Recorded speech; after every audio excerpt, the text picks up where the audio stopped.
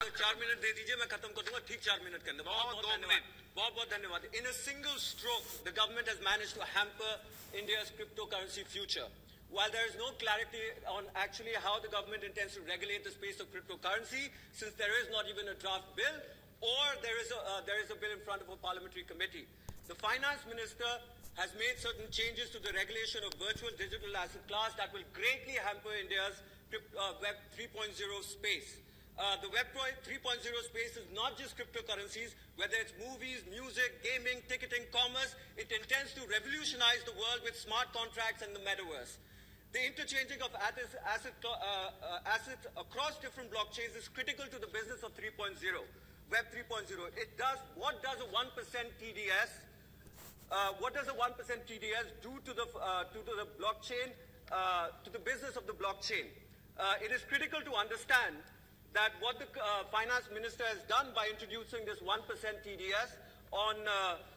the blockchain industry, it is going to hamper the way this business is done, sir. I will like to point out here that Amitabh Bachchan has launched his NFT. अभी जो एक movie 83 जो cricket के ऊपर आई थी, जिसमें सभी हमारे ग्रेट क्रिकेटर्स को दिखाया गया था, उसमें भी एक NFT लॉन्च हुई। अब एक उदाहरण के रूप में अगर आप लेंगे, अगर आप अपना NFT,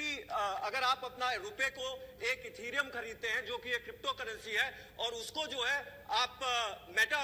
मास्क में जो क्रिप्टो वॉलेट है उसके अंदर डालते हैं, और उससे फिर आप जाकर के एक बॉलीवुड मूवी का NFT खरीदते हैं, जिससे आपको जो है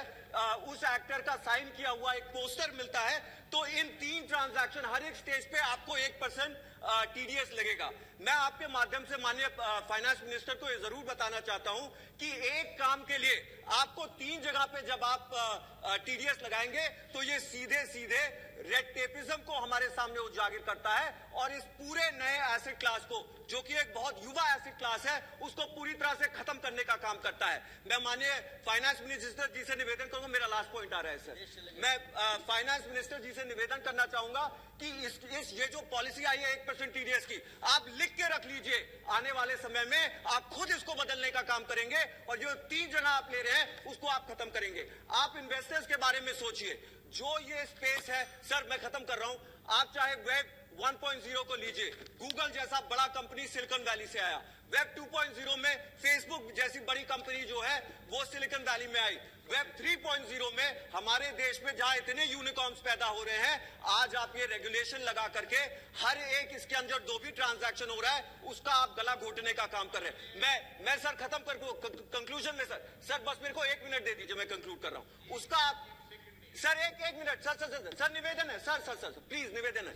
सर, देश के जो युवा क्लास है 18 से 20-25 साल के लोग इसमें ज्यादा इन्वेस्टेड है, आप उनकी सोच को इस तरह से मत स्टाइफल करिए, इस तरह से खत्म मत करिए, और इस एसेट क्लास पे 1% TDS को आप खत्म करिए, क्योंकि ये आने वाले समय में इस बहुत ही बढ़िया एसेट क्लास को हमारे देश के अंदर मटिया पलीत कर देगा, और उसको रोकने से आप लोगों से निवेदन है कि आप लोग जो है इसके ऊपर कोई टैक्स, एक TDS न लगाइए। बनाने जा रहे हो क्या?